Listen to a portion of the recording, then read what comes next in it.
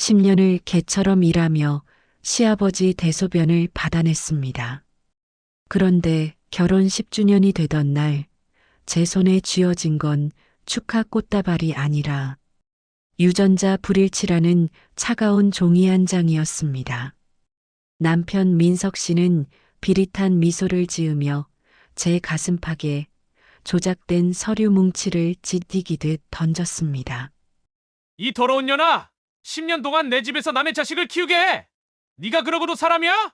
시어머니는 기다렸다는 듯 제 머리채를 휘잡아 현관밖 빗물 웅덩이로 내던졌습니다. 뒤따라 날아온 제 짐가방은 남편의 구두발에 차여 진흙탕 속을 굴렀습니다. 어디서 근본도 없는 씨를 들여와서 우리 집안을 망쳐. 당장 안 나가. 경찰 부르기 전에 당장 꺼져.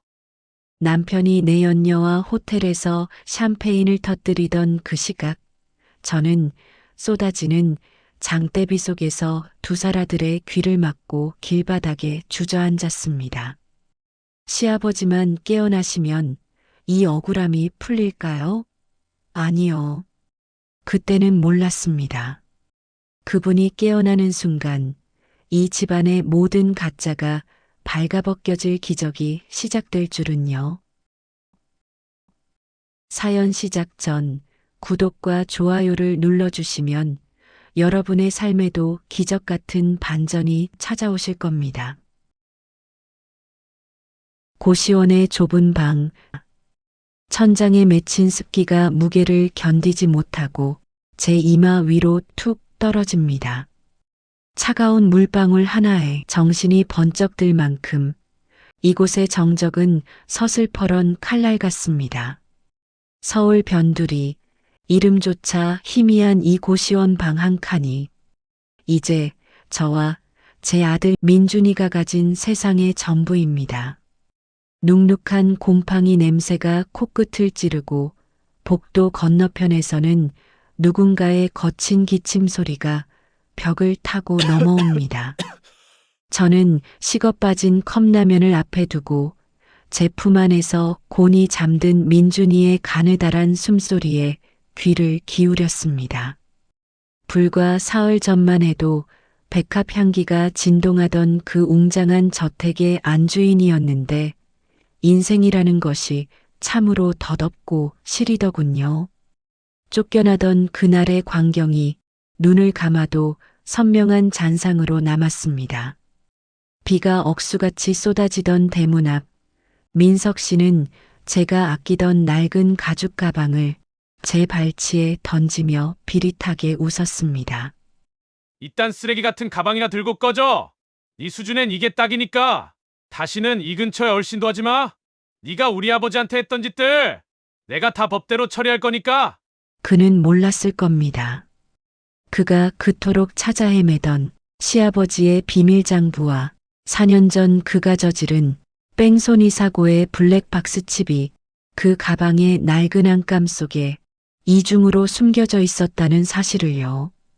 시아버님은 쓰러지기 직전 당신의 친아들보다 더 믿었던 저에게 이 집안의 마지막 진실을 맡기셨던 겁니다. 사실 가방을 가지고 나오는 과정조차 목숨을 건 혈투였습니다. 제가 짐을 챙기려 할 때 시어머니 박 여사는 제 방으로 들이닥쳐 제 옷가지들을 갈갈이 찢어 놓았습니다. 네가 감히 내 아들 인생을 망치려 들어?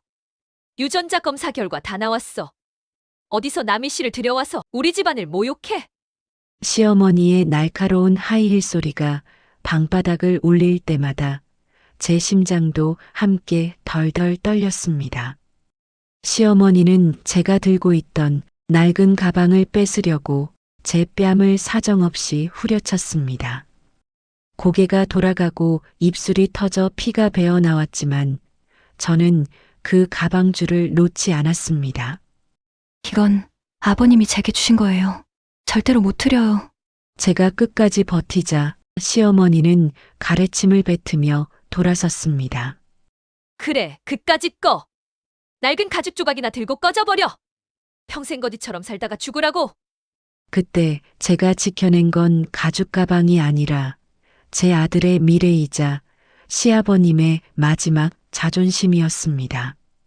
고시원에서의 둘째 날, 더 처참한 일이 벌어졌습니다. 민석 씨의 내연녀인 선영이 기어코 이곳까지 제 주소를 알아내 찾아온 것입니다. 향수 냄새를 풍기며 좁은 복도를 걸어온 그녀는 제가 먹다 남은 컵라면 용기를 발로 툭 치며 비웃었습니다. 언니, 처지가 참 딱하게 됐네. 그러니까 있을 때 잘하지 그랬어. 민석 씨가 그러는데 언니는 처음부터 우리 집안에 어울리지 않는 하녀 같은 존재였대. 선영은 제 아들 민준이의 얼굴을 빤히 쳐다보며 소름 끼치는 말을 덧붙였습니다. 이 애 말이야. 누굴 닮았는지 참 궁금하네. 유전자 검사 결과 보고 민석 씨가 얼마나 배신감 느꼈는지 알아? 언니는 이제 끝이야. 애 울잖아. 과자나 사 먹여. 그녀가 던지고 간 10만 원짜리 수표 한 장이 바닥에 힘없이 떨어졌습니다. 저는 그 수표를 갈기갈기 찢어 그녀의 등 뒤로 던졌습니다.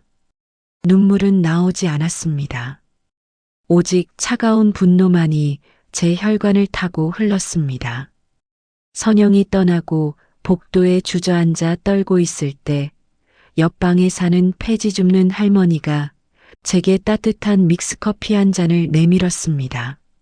세댁, 인생은 길어. 지금 비가 온다고 평생 비가 오는 건 아니야. 저런 인간들 말에 속 썩이지 마. 할머니의 거친 손이 제 어깨를 다독일 때 저는 비로소 깨달았습니다. 저는 혼자가 아니라는 것을, 그리고 시아버님이 제게 주신 이 가방이 단순한 유품이 아니라 무기라는 것을요. 저는 숨을 죽인 채 낡은 가방의 해진 안감을 칼끝으로 조심스럽게 갈랐습니다. 서걱거리는 소리와 함께 안감 깊숙한 곳에서 손톱만한 검은색 칩 하나가 툭 하고 떨어지더군요. 저는 떨리는 손으로 그 칩을 쥐고 고시원 구석에 먼지 쌓인 공용 컴퓨터에 연결했습니다. 모니터 화면에 나타난 건 4년 전 폭우가 쏟아지던 그 지옥 같은 밤의 풍경이었습니다. 헤드라이트 불빛이 빗줄기를 가르고 술에 취해 몸도 제대로 가누지 못하는 민석 씨가 당황한 기색으로 차 주변을 미친 듯이 배회하고 있었습니다. 그리고 차 앞머리 아래 차가운 아스팔트 바닥에는 낯선 남자가 인형처럼 꺾인 채 쓰러져 있었죠. 그때였습니다. 화면 구석에서 우산을 쓴 시어머니 박 여사가 나타났습니다. 그녀는 쓰러진 사람을 살피기는커녕 마치 사냥감을 확인하는 맹수처럼 서늘한 눈빛으로 CCTV 위치를 확인하듯 주변을 두리번거렸습니다. 이내 민석 씨의 멱살을 잡아 차 안으로 밀어넣더니 바닥에 떨어진 파편들을 발로 차서 치우고는 번호판을 가린 채 번개처럼 현장을 빠져나가는 모습이 선명하게 찍혀 있었습니다. 저는 그 광경을 보며 입을 틀어막고 주저앉았습니다. 10년의 세월 동안 제가 지킨 것은 가족이 아니라 사람을 치고도 증거부터 인멸했던 괴물들의 추악한 공모였다는 사실에 온몸의 피가 거꾸로 솟구치는 기분이었습니다. 고시원의 낡은 컴퓨터 모니터 앞에서 저는 한참 동안 숨을 몰아쉬었습니다. 모니터 화면 속 시어머니의 자동차 블랙박스에 찍힌 그날의 진실은 제 영혼을 송두리째 뒤흔들어 놓았죠. 4년 전 경찰은 사고 현장에 CCTV가 없다는 이유로 수사를 종결했지만 시어머니는 자신의 차가 모든 범죄를 기록하고 있다는 사실을 간과했습니다. 시아버님은 사고 직후 시어머니의 이상행동을 직감하시고 그 칩을 빼내서 가방 안감에 숨기셨던 겁니다. 그 가방은 제게 단순한 유품이 아니라 저들의 숨통을 끊을 날카로운 비수였습니다. 고시원 복도에서 누군가 제 이름을 부르는 소리가 들렸습니다. 문을 열자 정장을 차려입은 중년 남성이 서 있더군요. 10년 넘게 시아버지를 보필해온 최비서였습니다. 그는 눅눅한 제 방안을 훑어보더니 말없이 고개를 숙였습니다. 사모님, 회장님께서 어젯밤에 제 손등에 이 숫자를 쓰셨습니다. 그리고 이건 회장님께 임금고 비밀번호입니다. 저와 30년을 함께한 분이지만 제게도 알려주지 않으셨던 번호죠. 그리고는 제게 입모양으로 분명히 말씀하셨습니다. 지영이를 데려와라 라고 말입니다. 비밀번호가 적힌 종이를 보는 순간 온몸에 전율이 일었습니다. 그 숫자는 바로 민준이의 생일이었거든요. 남편조차 기억하지 못하는 제 아들의 생일을 시아버님은 의식이 가물거리는 순간에도 기억하고 계셨던 겁니다. 지영이를 데려와라. 그 짧은 한마디가 제 귓가를 때리는 순간 고시원에서의 비참했던 며칠간의 고통이 눈물이 되어 쏟아졌습니다. 최 비서님은 제 어깨를 다독이며 시아버님의 계획을 전했습니다. 회장님은 지금 민석 도련님과 박 여사가 회장님을 요양원으로 보내서 죽이려 한다는 사실을 알고 계십니다. 그래서 죽은 듯이 연기하고 계신 겁니다. 사모님이 다시 저택으로 들어가셔야 합니다. 하지만 며느리가 아니라 회장님의 욕창을 닦고 기저귀를 가는 간병도우미 신분이어야 합니다. 저들이 방심한 틈을 타서 회장님의 재활을 돕고 저들의 범죄 증거를 모아야 합니다. 성공하시면 2조 5천억 원의 자산 신탁은 물론 사모님이 누명을 벗겨드리겠다는 것이 회장님의 약속입니다. 하늘이 무너져도 솟아날 구멍은 있다고 했던가요? 저는 그 자리에서 계약서에 지장을 찍었습니다.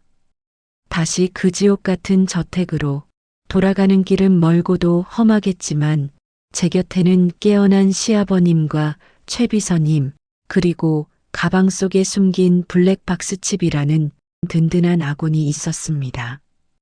그날 오후 저는 다시 그 웅장한 대리석 저택 앞에 섰습니다.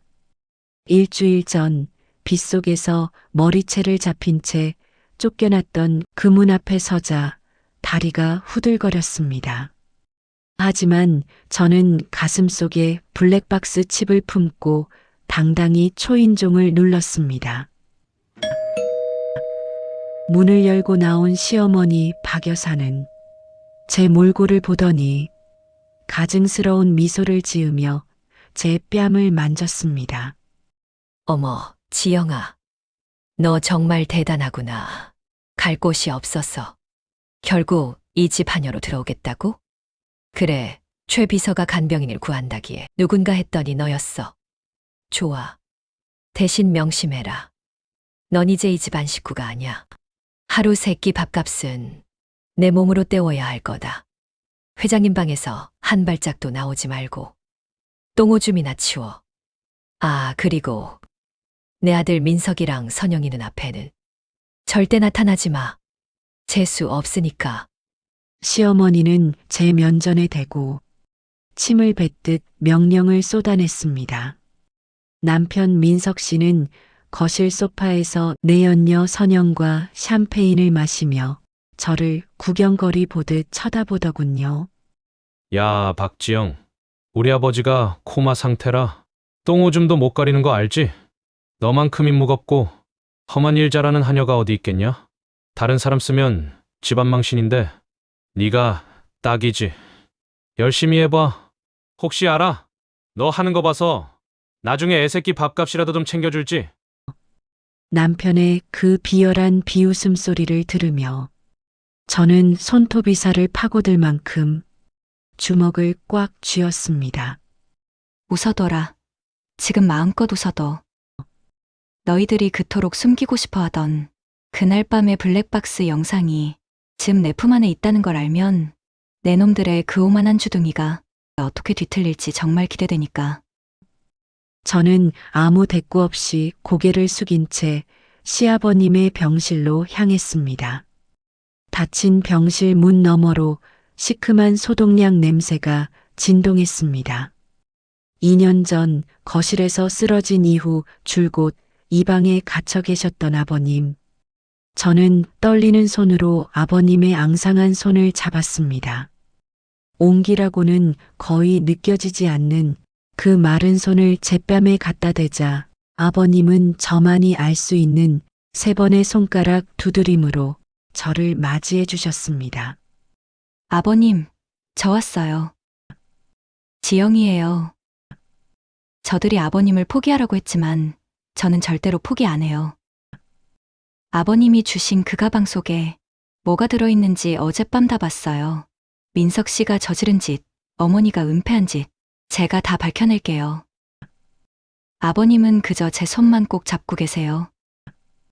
아시겠죠? 아버님은 대답 대신 제 손가락을 아주 약하게 하지만 분명한 힘으로 꽉 쥐어오셨습니다.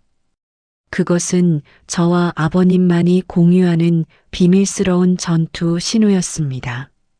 저는 아버님의 욕창을 방지하기 위해 정성스럽게 몸을 닦아드리고 저들이 몰래 바꿔치기 하려던 약들을 최 비서님이 준비해준 진짜 약으로 교체했습니다. 지독한 인내가 필요한 시간이 시작된 것입니다. 밤이 깊어지자 저택 거실에서는 민석 씨와 선영의 약혼잔치를 준비하는 웃음소리가 들려왔습니다.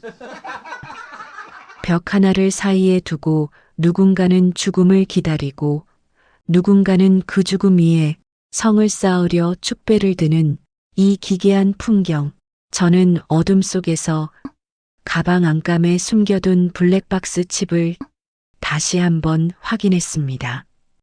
4년 전 CCTV도 없는 그 어두운 길목에서 시어머니의 차가 기록한 그날의 진실. 어머님, 당신은 그 영상을 지웠다고 생각하셨겠지만 아버님은 당신보다 한 발 앞서 계셨어요. 당신이 아들의 범죄를 덮으려 할 때 아버님은 그 아들을 사람으로 만들기 위해 그 증거를 보관하셨던 거예요. 저는 창밖으로 몰아치는 겨울바람 소리를 들으며 복수의 칼날을 갈았습니다. 내일이면 저들의 화려한 약혼식장이 지옥의 입구로 변하게 될 것입니다. 시아버님의 눈동자는 여전히 천장을 향해 있었지만 그 눈빛은 이제 절망이 아닌 복수를 향해 있었습니다. 저 역시 그 눈빛을 보며 다짐했습니다. 내일 아침 햇살이 저택의 대리석을 비출 때 저는 더 이상 고시원의 초라한 여자가 아닐 것입니다. 시아버님의 2조 5천억 원이라는 거대한 힘과 4년 전 뺑소니의 진실이라는 날카로운 칼을 든 심판자로 거듭날 것입니다. 민석 씨, 그리고 어머님, 당신들의 시간이 이제 얼마 남지 않았습니다. 저는 밤새도록 아버님의 굳어버린 다리를 주물러 드렸습니다. 아버님의 근육이 미세하게 꿈틀거리는 것이 느껴질 때마다 제 심장 박동도 빨라졌습니다. 새벽녘 아버님은 제 귀에 아주 작게 하지만 선명한 목소리로 한마디를 뱉으셨습니다. 고맙다, 지영아. 그 한마디에 10년의 서름이 눈 녹듯 사라졌습니다. 저는 이제 무서울 게 없습니다. 저택의 지하 한여방. 예전엔 제가 부리던 고용인들이 머물던 그 습하고 좁은 방이 이제 제 처소가 되었습니다. 벽지 구석에 핀 검은 곰팡이가 제 처지 같아 보였지만 저는 오히려 입술을 깨물며 웃었습니다. 적들의 심장부로 들어오기 위해 이 정도 수치심쯤은 아무것도 아니었으니까요. 거실에선 시어머니 박 여사와 남편 민석 씨가 내연녀 선영을 앉혀두고 약혼식 준비에 한창이었습니다. 박 여사는 제가 시아버지를 돌보는 동안 저를 감시하기 위해 병실 문 밖에 집안의 가장 오래된 노복이자 자신의 신복인 박씨 아주머니를 배치했습니다. 제가 조금이라도 수상한 행동을 하면 즉시 보고하라는 지시였죠. 하지만 그들은 몰랐습니다. 제가 10년 동안 이 집안의 안주인으로 살며 고용인들의 마음을 어떻게 얻어왔는지 말입니다. 저는 일부러 박씨 아주머니가 보는 앞에서 시아버지의 오물을 묵묵히 치우고 거친 손길로 바닥을 닦았습니다. 그리고 아주머니가 잠시 자리를 비운 사이 그녀의 앞치마 주머니에 조용히 봉투 하나를 넣었습니다. 그녀의 아들이 이번에 대학에 들어가는데 등록금이 부족해 쩔쩔매고 있다는 사실을 전부터 알고 있었거든요. 아주머니, 회장님이 쓰러지시기 전에 아주머니 아들 대학 가면 주라고 따로 떼어놓으셨던 돈이에요. 미리 드렸어야 하는 건데 이제야 드리네요. 제 거짓말에 아주머니의 눈시울이 붉어졌습니다. 시어머니는 돈으로 사람을 부렸지만 저는 마음으로 사람을 지켰습니다. 그날 이후 박씨 아주머니는 시어머니 앞에서는 저를 윽박지르는 척하면서도 제가 시아버지의 재활 돕는 시간을 벌어주기 위해 거실에 시선을 돌려주기 시작했습니다. 방 밖에서 들리는 클래식 음악 소리와 빌런들의 웃음소리가 커질수록 병실 안의 공기는 더욱 비장해졌습니다. 저는 시아버님의 굳어버린 다리와 팔 근육을 매일 밤 비밀리에 마사지했습니다. 최 비서님이 몰래 반입해준 특수 재활 오일을 사용해 아버님의 혈액순환을 돕고 신경을 자극했죠. 제 간절한 기도 때문이었을까요? 마사지를 하던 제 손등 위로 아버님의 뜨거운 눈물 한 방울이 떨어졌습니다. 아버님은 여전히 눈을 뜨지 못하고 계셨지만 제 손가락을 아주 미세하게 하지만 분명한 의지를 담아 꽉 쥐어오셨습니다. 그것은 단순한 근육의 경련이 아니었습니다. 4년 전 뺑소니 사고와 2년 전의 폭행, 그 모든 추악한 진실을 바로잡겠다는 노회한 사자의 마지막 포효 같았습니다. 하지만 위기는 예고 없이 찾아왔습니다. 남편 민석 씨가 제가 병실에 있는 틈을 타 주치의를 매수해 시아버지의 혈압약을 치명적인 진정제로 바꿔치기 하려던 현장을 목격하게 된 것입니다. 민석 씨는 주머니에서 작은 약병을 꺼내며 주치의에게 차갑게 명령하더군요. 내일 약혼식 끝날 때까지만 잠들어 계시게 해. 그 뒤엔 영영 깨어나지 못해도 상관없으니까 깔끔하게 처리해. 저는 숨을 죽인 채 병실 문 뒤에 설치해둔 소형 녹음기를 켰습니다. 남편의 그 짐승 같은 목소리가 생생하게 기록되는 동안 제 가슴은 터질 듯이 뛰었습니다. 주치의가 떠난 뒤 저는 남편이 바꿔놓은 그 가짜 약들을 최 비서님이 준비해준 영양제로 다시 바꿔치기 했습니다. 저들이 시아버지를 죽이려 할수록 저는 시아버지를 살려내어 저들이 목을 조를 준비를 마쳐갔습니다. 약혼식 전날 밤 내연녀 선영이 시아버지의 병실로 들이닥쳤습니다. 그녀는 화려한 실크 가운을 입은 채 누워 계신 시아버지의 뺨을 손가락으로 툭툭 치며 비웃었습니다. 회장님, 이제 그만 가셔야죠. 지영 언니가 이렇게 고생하는데 빨리 숨을 거두시는 게 언니 도와주는 거 아니에요? 아, 그리고 걱정 마세요. 민석 씨랑 제가 이 집안 재산 아주 화끈하게 써드릴 테니까. 선영은 제 면전에 대고 제가 닦고 있던 대리석 바닥에 샴페인을 쏟아버렸습니다. 어머, 도우미 아주머니? 여기 좀 닦아주실래요? 냄새나네. 저는 아무 말 없이 무릎을 꿇고 그녀의 발밑을 닦았습니다. 하지만 제 시선은 그녀의 구두가 아닌 제 주머니 속에 블랙박스 칩을 향하고 있었습니다. 웃어둬라. 내가 신고 있는 그 구두가 내일이면 피눈물로 젖게 될 테니까. 밤이 깊어지고 저택에 불이 하나둘 꺼질 때 저는 시아버님의 귀에 대고 마지막으로 속삭였습니다. 아버님, 내일이에요. 아버님이 주신 그 가방. 제가 들고 약혼식장으로 들어갈게요. 그때 아버님이 직접 그 문을 열어주셔야 해요. 아시겠죠? 시아버님의 눈동자가 미세하게 떨리더니 이내 제 손을 꽉 쥐었습니다. 그것은 2조 1천억 원의 유산보다 더 단단한 신뢰의 확인이었습니다.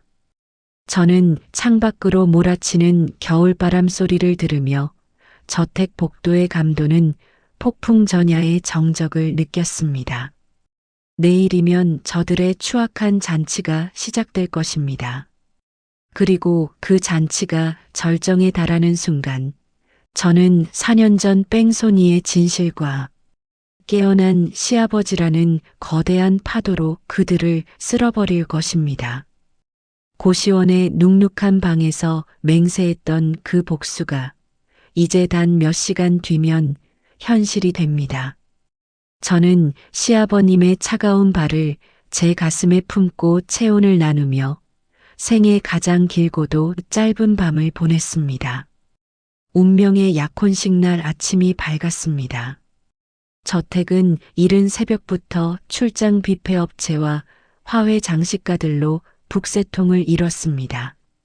화려한 장미 향기가 집안 가득 퍼졌지만 제 코끝에는 여전히 비릿한 피 냄새와 소독약 냄새가 가시지 않았습니다.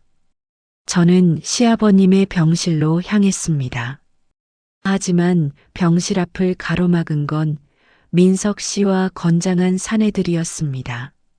민석 씨는 평소 보지 못했던 서늘한 눈빛으로 제 앞치마 주머니를 훑었습니다.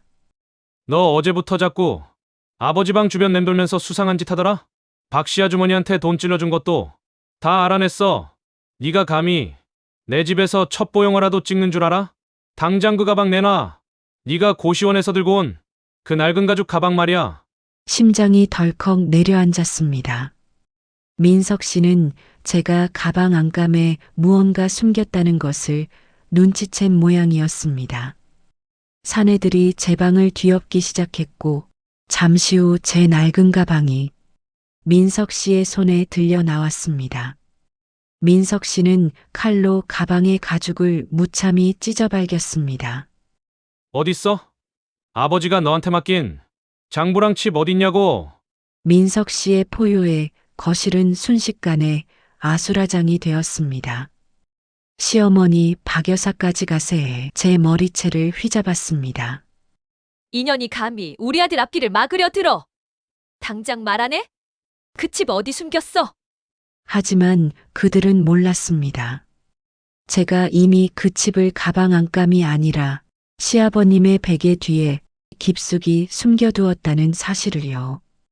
가장 안전한 곳은 그들이 송장 취급하며 거들떠보지도 않는 시아버님의 몸이었습니다. 제가 입을 굳게 다물자 시어머니는 비장의 카드를 꺼내 들었습니다. 별채에서 자고 있던 제 아들 민준이를 건장한 사내가 안고 나타난 것입니다.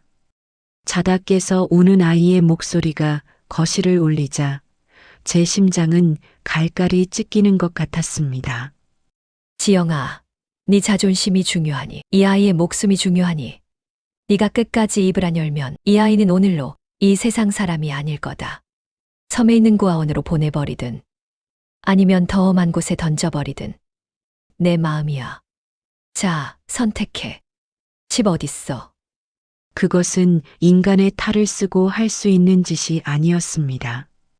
자신의 친손주일지도 모르는 아이를 상대로 협박을 일삼는 시어머니의 광기를 보며 저는 비로소 이 집안에 흐르는 피가 얼마나 추악한지 깨달았습니다. 저는 무릎을 꿇고 거짓 눈물을 흘렸습니다. 잘못했어요, 어머님. 칩은 어제 너무 겁이 나서 저택 뒷뜰정원 근처에 묻어뒀어요. 제발 아이만은 건드리지 마세요. 제 말에 민석 씨와 사내들이 우르르 뒤뜰로 달려나갔습니다. 그들이 비어있는 땅을 파헤치는 사이 저는 최 비서님에게 미리 보내둔 신호를 보냈습니다. 지금입니다. 약혼식이 시작되기 30분 전에 모든 인원이 거실에 모이면 그때 회장님을 모시고 나가야 합니다. 하지만 민석 씨는 속았다는 것을 금방 눈치채고 돌아왔습니다.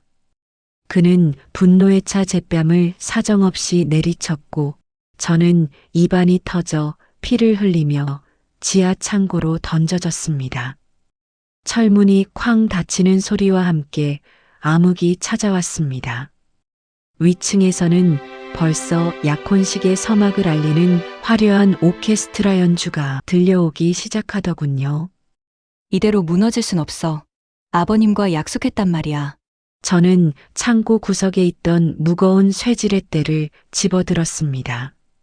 10년 동안 시아버님의 병수발을 들며 단련된 제 팔 근육은 생각보다 강했습니다.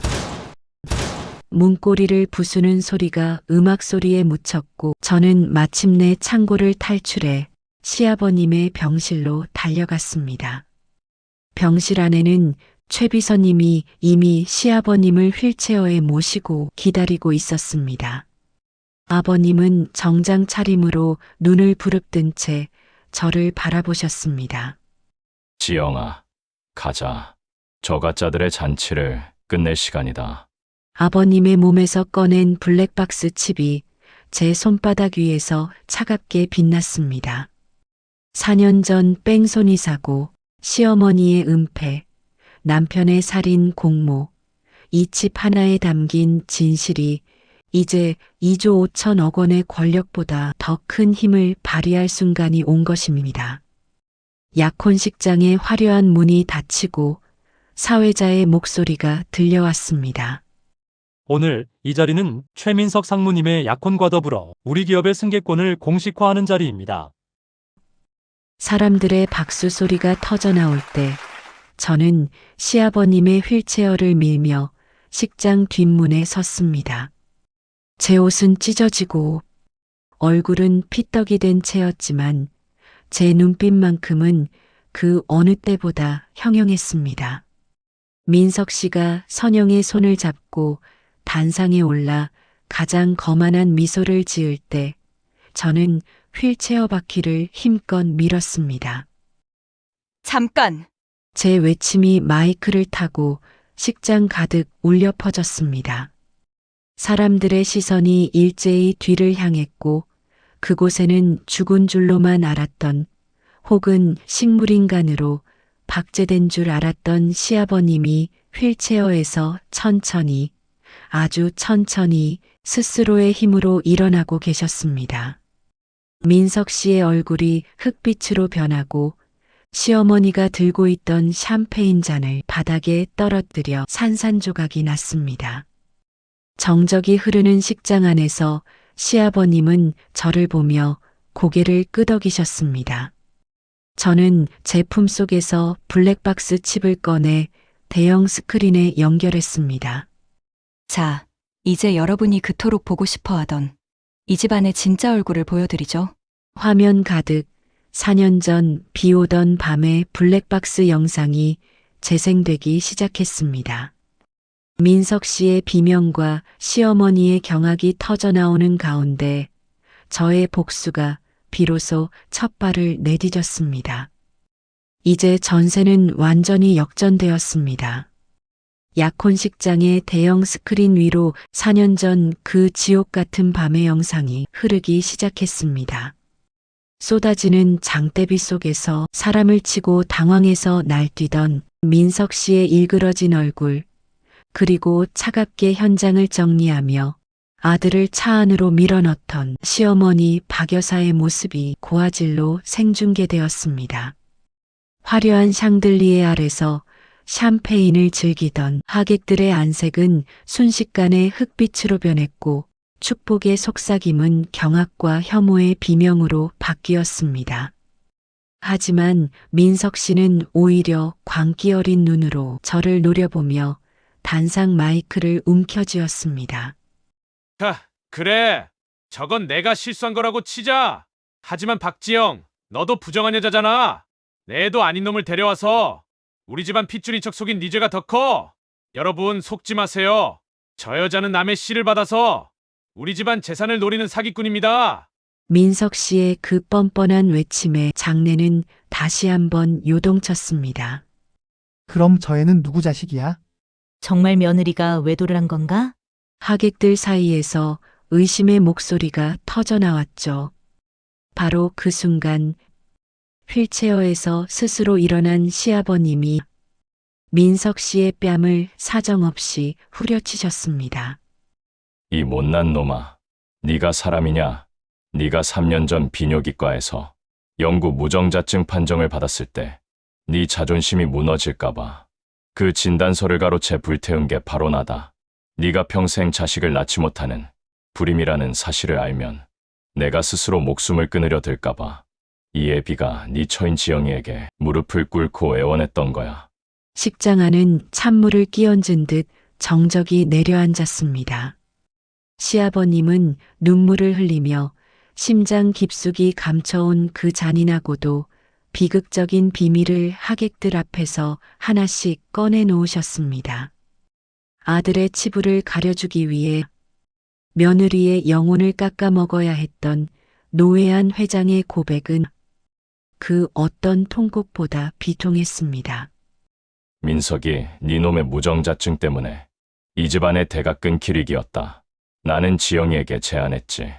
임명의정자를 기증받아 아이를 갖자고 그 아이를 내 친손주로 인정하고 이 가문의 모든 것을 물려주겠다고 말이다. 지영이는 오직 이 집안을 지키기 위해 그리고 내 놈의 그 보잘것없는 자존심을 지켜주기 위해 제 여자로서의 인생을 포기하고 그 고통스러운 제안에 동의해 준 거야. 민준이는 법적으로나 도덕적으로나 이 최승만이가 인정한 내 유일한 후계자다. 민석 씨는 거대한 망치로 머리를 맞은 듯 멍한 표정으로 서 있었습니다. 자신이 그토록 경멸하며 씨도둑이라 불렀던 아이가 사실은 자신의 신체적 무능력을 감추기 위해 아버지가 설계하고 아내가 희생해서 얻은 유일한 동아줄이었다는 사실에 그는 완전히 무너져 내렸습니다. 세상에 아내가 남편 체면 살려주려고 자기 인생을 걸었네. 시아버지가 오죽했으면 그랬을까? 하객들 사이에서는 탄식이 터져 나왔습니다. 지영을 향하던 의심의 눈초리는 어느새 숭고한 희생을 감내한 한 여인에 대한 경외감으로 변해 있었습니다. 시아버님은 바닥에 떨어진 낡은 가죽 가방에서 민석의 무정자증 진단서 원본과 당시 정자 기증 절차를 밟았던 병원의 공증 서류들을 높이 치켜드셨습니다. 지영이는 이 비밀을 무덤까지 가져가려 했다. 네가 사람답게만 살았어도 말이다. 하지만 너는 내 아내를 부정한 여자로 몰아서 빗속으로 내쫓았고 네 자식을 오물 취급했어. 그 대가는 이놈의 비참한 파멸뿐이다. 시어머니 박 여사는 실성한 듯 비명을 지르며 제 멱살을 잡으려 달려들었습니다. 이건 말도 안 돼! 내 아들이 불임이라니! 전현희 회장님을 꼬드겨서 거짓말하는 거야! 우리 민석이가 얼마나 건강한데! 박 여사의 광기 어린 손길은 대기하고 있던 최 비서와 경호원들에게 차단당했습니다. 그녀가 신봉하던 아들이라는 신하가 무너지는 순간 그녀의 품위도 재산도 모두 먼지처럼 흩어지고 있었습니다. 그 순간 식장 뒷문으로 경찰 수사관들이 정장 차림으로 신속하게 들어왔습니다. 4년 전 뺑소니 사건의 블랙박스 영상은 이미 경찰청에 넘어간 상태였고 조금 전 시아버지가 폭로한 사문서 위조 및 살인미수 혐의까지 더해져 체포영장이 발부된 상태였습니다. 수천 명의 하객이 지켜보는 가운데 화려한 약혼식 예복을 입은 민석 씨와 박 여사의 손목에 차가운 수갑이 채워졌습니다. 그것은 탐욕으로 일궈온 그들의 제국이 종말을 고하는 소리였습니다. 내연녀 선영은 이미 전세가 기운 것을 눈치채고 몰래 빠져나가려 했지만 시아버님이 미리 배치한 변호사들이 그녀의 앞을 가로막았습니다. 이선영 씨, 최민석 씨로부터 증여받은 모든 자산에 대해 가압류 및 반환 소송이 시작되었습니다. 지금 입고 있는 그 옷 한 벌 빼고는 모두 압수입니다. 몸만 나가시죠. 선영의 얼굴은 흙빛이 되어 바닥에 주저앉았습니다. 그녀가 꿈꾸던 신데렐라의 성은 하룻밤의 악몽으로 변했습니다. 저는 시아버님의 손을 꼭 잡고 단상 위에서 그 광경을 내려다보았습니다. 10년 전, 이 집에 처음 발을 들였을 때 느꼈던 그 숨막히는 압박감이 이제는 단단한 승리감으로 바뀌어 있었습니다. 민준이를 향해 쏟아졌던 온갖 모욕과 비난은 시아버님의 당당한 공표를 통해 가문이 유일한 희망이라는 왕관으로 변했습니다. 시아버님은 제 귓가에 대고 작게 그러나 분명한 어조로 속삭이셨습니다. 지영아, 네가 이 늙은이와 이 가문의 명예를 살린 거다. 이제 넌 더 이상 죄인처럼 살지 마라. 넌 누가 뭐래도 당당한 내 며느리이자 딸이다. 저는 하객들을 향해 깊이 고개를 숙였습니다. 식장 가득 천둥 같은 박수 소리가 터져나왔습니다. 그것은 억울한 누명을 벗은 한 여자에 대한 응원이자 탐욕에 찌든 괴물들을 몰아낸 정의에 대한 환호였습니다. 식장 밖에는 어느새 비가 그치고 눈부신 햇살이 대리석 바닥을 비추고 있었습니다. 고시원의 눅눅한 방에서 맹세했던 그 복수가 이제는 가장 화려하고 정의로운 결말로 완성되었습니다. 저는 아버님의 휠체어를 밀며 식장을 빠져나왔습니다. 쓰러져 울부짖는 빌런들의 비명소리가 멀어질수록 제 발걸음은 더욱 가벼워졌습니다. 이제 저는 2조 5천억 원의 신탁 자산 관리자로서 그리고 민준이의 엄마로서 새로운 역사를 써내려갈 것입니다. 더 이상 도망치지 않고 더 이상 울지 않는 당당한 박지영으로 말입니다. 제 10년의 피눈물은 오늘로 모두 닦였습니다. 이제는 오직 저와 제 아이를 위한 시간이 기다리고 있습니다.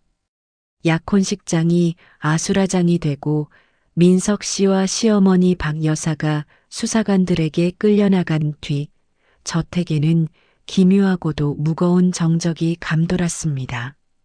하지만 그 정적은 오래가지 않았습니다. 소식을 듣고 달려온 친척들이 마치 기다렸다는 듯 저택 거실로 들이닥쳤기 때문입니다. 그들은 감옥에 간 조카의 안위 따위는 안중에도 없었습니다. 오직 시아버님이 선포하신 2조 5천억 원의 사회 환원과 지영에 대한 자산 신탁을 어떻게든 막아보려는 탐욕스러운 눈빛들 뿐이었죠. 거실은 순식간에 난장판이 되었습니다.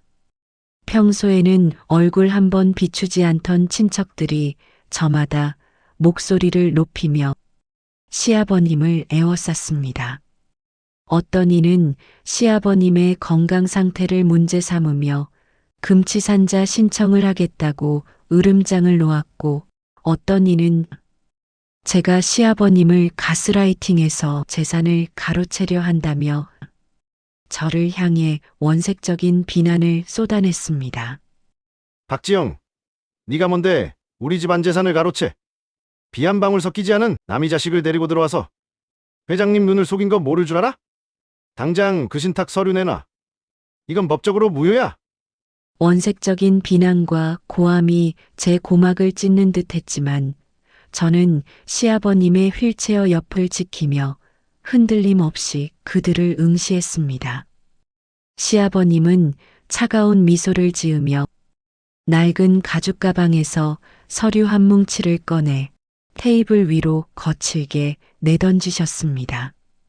그 안에는 지난 2년간 시아버님이 병상에 누워 계실 때 친척들이 재산을 가로채기 위해 모의했던 도청 기록과 문자 내역들이 들어 있었습니다. 가족, 너희가 내 가족이라고? 내가 숨만 붙어 있는 고기 덩어리처럼 누워 있을 때 너희 중 누구 하나 내 욕창을 걱정한 놈이 있느냐? 오히려 언제 죽나 내기하며 내 금고 비밀번호 캐넬궁리만 하던 놈들이 이 지영이가 아니었으면 나는 이미 너희 손에 요양원 구석에서 썩어 문드러졌을 거다. 피 섞인 자식보다 귀한 게 내 며느리 지영이다. 한 번만 더 내 딸한테 손가락질하면 너희들 비리장부 다 들고 검찰로 가겠다. 당장 내 집에서 꺼져. 시아버님의 천둥 같은 호통에 하이에나 같던 친척들은 꼬리를 내리고 흩어졌습니다. 저택은 비로소 조용해졌지만 제 마음속엔 아직 풀지 못한 가장 무거운 매듭이 남아 있었습니다. 저는 시아버님을 모시고 저택을 나와 오랫동안 가슴속에 품고 있던 숙제를 해결하기 위해 어느 작은 빌라촌으로 향했습니다. 4년 전 남편 민석 씨의 음주운전 사고로 아들을 잃고 홀로 고통 속에 사시는 어느 할머니의 집이었죠. 녹슨 철문 너머로 퀴퀴한 한약 냄새가 배어 나왔습니다. 문을 열고 나온 할머니는 저희의 정체를 알자마자 눈빛이 짐승처럼 변했습니다. 제가 무릎을 꿇기도 전에 할머니는 주방에 있던 소금 바가지를 들고 나와 제 얼굴에 끼얹으셨습니다. 이 살인마 자식들아! 여기가 어디라고 감히 발을 들여! 내 아들 잡아먹고 너희만 후요식하니까 좋지? 당장 꺼져! 내 눈에 흙 들어가기 전엔 너희 용서 못해! 할머니의 절규는 날카로운 비수가 되어 제 가슴을 후벼 팠습니다. 시아버님은 휠체어에서 내려오려 애쓰시며 차가운 시멘트 바닥에 무릎을 꿇으셨습니다. 회장이라는 권위도 나이라는 자존심도 다 내려놓은 채였습니다. 저 역시 소금을 뒤집어 쓴 채 할머니의 바짓가랑이를 붙잡았습니다. 할머니, 맞습니다. 저희는 살인자의 가족입니다. 제 남편이 저지른 짓을 알고도 가족이라는 이름으로 숨죽이고 살았던 저 역시 공범입니다. 용서받으러 온 게 아닙니다. 그저 그날의 진실을 담은 이 블랙박스 영상을 경찰에 제출했고 남편이 죗값을 받게 되었다는 사실을 말씀드리고 싶었습니다. 할머니 아드님의 명예를 이제라도 되찾아드리고 싶어서요. 저는 눈물로 범벅이 된 채 가방 속에서 남편의 구속 통지서와 진실이 담긴 블랙박스 칩을 내밀었습니다. 할머니는 그 칩을 집어 던지며 한참을 오열하셨습니다. 이제 와서 이게 다 무슨 소용이야? 이런다고 내 아들이 다시 돌아오냐고? 할머니의 통곡은 골목길 전체를 울렸습니다. 저는 그 자리에서 밤이 깊도록 할머니의 매질과 욕설을 다 받아냈습니다. 할머니가 지쳐 주저앉을 때까지 저는 시아버님과 함께 돌바닥 위에서 석고대죄했습니다. 몇 시간이 지났을까요? 차가운 밤이슬이 내릴 때쯤 할머니는 방 안에서 낡은 수건 한 장을 들고 나오셨습니다. 그리고는 제 얼굴에 묻은 소금기와 눈물을 거칠게 닦아내셨습니다. 독한 것들. 이 늙은이 가슴에 구멍을 내놓고 기재 와서 같이 울면 어쩌자는 거야. 할머니의 목소리는 여전히 차가웠지만 그 손길엔 말로 다 못할 슬픔과 연민이 섞여 있었습니다. 할머니는 시아버님의 손등 위에 맺힌 눈물을 보시더니 이내 굳게 닫혔던 마음의 문을 아주 조금 열어주셨습니다. 용서는 못하네. 내 죽을 때까지 너희 남편 놈은 저주할 거야. 하지만 내년 눈을 보니 너도 그 집구석에서 참 지옥같이 살았겠구먼. 진실을 밝혀줘서 우리 아들이 가해자가 아니라는 걸 세상에 알려줘서 그건 고맙네. 할머니의 그 짧은 한마디에 제 심장을 짓누르던 거대한 바위 덩어리가 아주 조금은 가벼워지는 기분이었습니다. 진정한 용서란 단번에 이루어지는 기적이 아니라 피해자의 분노를 온몸으로 받아내고 그 고통에 진심으로 동참할 때 비로소 시작되는 긴 여정임을 깨달았습니다. 시아버님은 할머니의 아들 이름으로 범죄 피해자를 돕는 재단을 설립하고 할머니를 평생의 가족으로 모시겠다고 맹세하셨습니다. 저택으로 돌아오는 길, 차창 밖으로 보이는 서울의 야경은 유난히도 시렸지만 제 손을 잡은 시아버님의 온기는 그 어느 때보다 뜨거웠습니다. 가짜 혈연들은 재산을 탐하며 침을 뱉었지만 아들을 잃은 타인은 저의 진심 어린 참회에 손을 내밀어 주었습니다. 가족은 피로 맺어지는 것이 아니라 서로의 상처를 마주보고 함께 울어줄 때 비로소 완성되는 것임을 저는 그날 밤의 차가운 골목길에서 배웠습니다. 이제 저는 2조 5천억 원의 자산 관리자라는 무게보다 진실을 밝힌 사람이라는 명예를 안고 살아가려 합니다. 복수는 끝났지만 치유는 이제부터 시작입니다.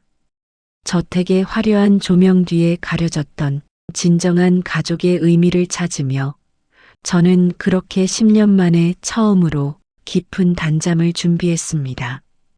계절은 어김없이 흘러 저택의 정원에도 파릇한 새순이 돋아나는 봄이 찾아왔습니다. 하지만 한때 대한민국을 호령하던 그 화려한 저택의 주인이었던 이들에게 그 봄은 세상에서 가장 혹독하고 차가운 계절이었습니다. 구치소의 좁은 창문 너머로 보이는 하늘이 그들이 누릴 수 있는 유일한 자유가 되었죠. 남편 민석 씨는 4년 전 뺑소니 사고의 진실과 더불어 비자금 횡령 그리고 살인미수 혐의가 모두 유죄로 인정되어 징역 15년이라는 중형을 선고받았습니다. 자신의 자존심을 지키기 위해 아내를 버리고 자식을 부정했던 그 남자는 이제 면회 오는 사람 하나 없는 외로운 수감번호로 남게 되었습니다. 들리는 소문에 의하면 그는 교도소 안에서도 여전히 자신의 처지를 인정하지 못한 채 벽을 붙잡고 울부짖는 광기를 보이고 있다고 하더군요. 시어머니 박 여사의 말년은 더욱 비참했습니다. 모든 재산을 몰수당하고 아들의 파멸을 목격한 그녀는 감옥 안에서 극심한 치매 증상을 보이기 시작했습니다. 자신이 그토록 멸시하던 며느리가 차려주던 따뜻한 밥상과 정갈한 약탕기를 그리워하며 매일 밤 텅 빈 식판을 들고 며느리 지영이를 부르짖는 그녀의 모습은 인과응보라는 단어 외에는 설명할 길이 없었습니다. 탐욕으로 쌓아 올린 공든탑이 무너진 자리에는 오직 악취나는 후회만이 남았을 뿐입니다. 저는 시아버님의 뜻에 따라 2조 5천억 원의 신탁 자산을 기반으로 빚과 시간 재단을 설립했습니다. 저희처럼 억울한 누명을 쓰고 법의 사각지대에 놓인 이들을 돕고 뺑소니 피해 유가족들의 자립을 지원하는 재단입니다. 재단 창립 기념일 날 저는 4년 전 아들을 잃었던 할머니를 재단의 고문으로 모셨습니다. 할머니는 이제 소금 바가지를 든 분노한 노인이 아니라 다른 이들의 눈물을 닦아주는 자비로운 어머니의 모습으로 저희 곁에 계십니다. 할머니는 제 손을 꼭 잡으며 말씀하셨습니다. 지영아, 내가 내 아들을 죽인 게 아니라 죽어있던 내 아들의 이름을 살려낸 거다. 이제 그만 미안해하고 너도 행복해져라. 그 한마디에 제 마음속에 남아있던 마지막 응어리까지 봄눈 녹듯 사라졌습니다. 시아버님은 이제 저택을 떠나 공기 맑은 교회의 작은 별장에서 요양 중이십니다. 더 이상 회장님이라는 무거운 직함은 없지만 아버님의 얼굴은 그 어느 때보다 평온해 보이십니다. 저는 주말마다 민준이를 데리고 아버님을 찾아뵙고 있습니다. 이제 민준이는 아버님을 할아버지라고 부르며 정원을 뛰어다니고 아버님은 그 아이의 웃음소리를 들으며 지팡이를 짚고 천천히 혼자 걷는 연습을 하십니다.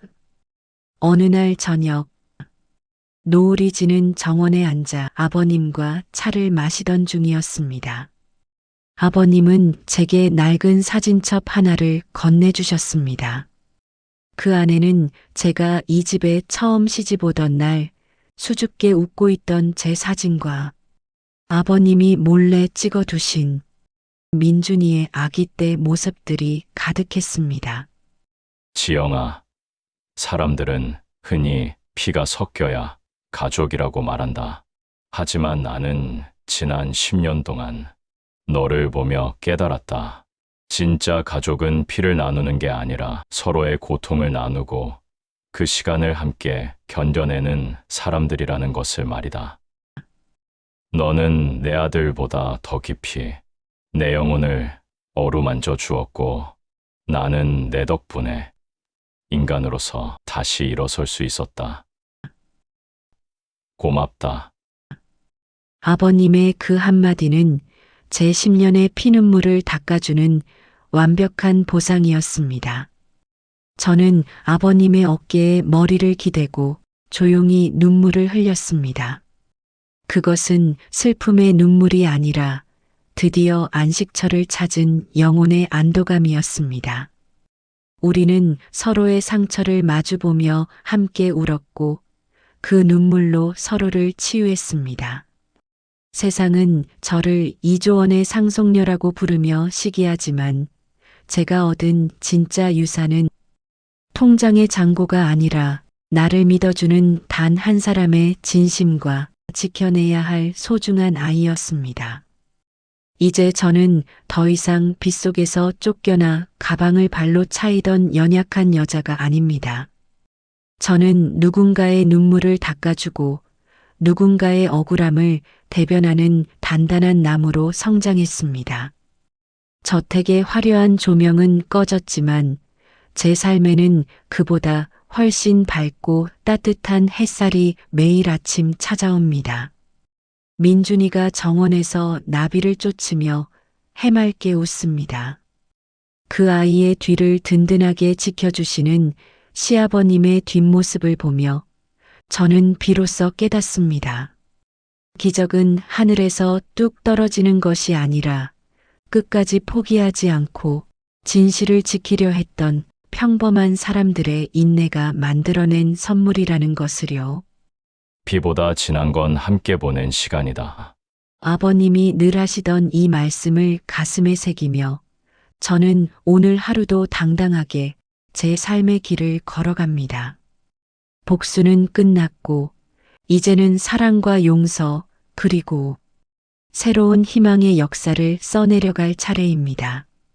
제 긴 이야기는 여기서 끝이 나지만 저와 제 가족의 진짜 이야기는 이제부터 시작입니다. 시청자 여러분, 여러분의 삶에도 비바람이 몰아치는 순간이 있을 겁니다. 하지만 기억하세요. 그 비를 함께 맞아주고 당신의 낡은 가방 속에 든 진실을 알아봐줄 단 한 사람만 있다면 당신의 인생도 반드시 반전의 기적을 맞이할 수 있다는 사실을요. 지금까지 제 긴 이야기를 들어주셔서 감사합니다. 오늘 지영 씨가 선물한 통쾌한 반전이 여러분의 지친 일상에 작은 위로가 되었다면 구독과 좋아요로 따뜻한 마음을 나눠주세요. 여러분의 응원이 모여 더 정의롭고 시원한 복수국을 만드는 큰 힘이 됩니다. 알림 설정까지 잊지 마세요.